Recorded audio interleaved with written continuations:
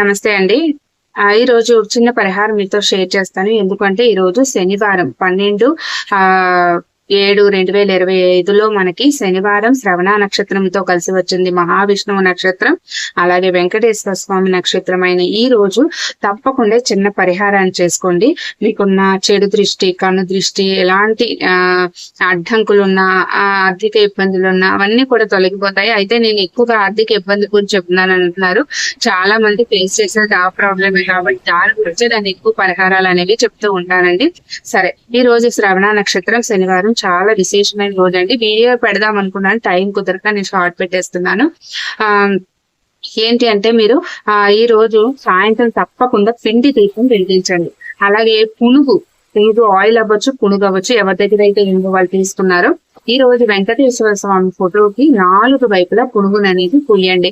పునుగు oil ఉన్నా కూడా పర్వాలేదు, అది పూయండి.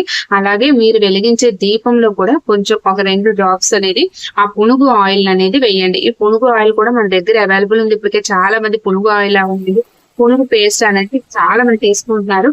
ఈ విధంగా చేయండి. తప్పకుండా మీకు ఆ చిన్న ఏమైనా ఇబ్బందులు ఉన్నా, డబ్బులు రావాల్సినవి ఉన్నా సరే, ఏదైనా ఆర్థిక ఇబ్బందులు ఉన్నా, చెడు శక్తి ఎక్కువైపోతుందన్నా అన్నీ కూడా తొలగిపోతాయి.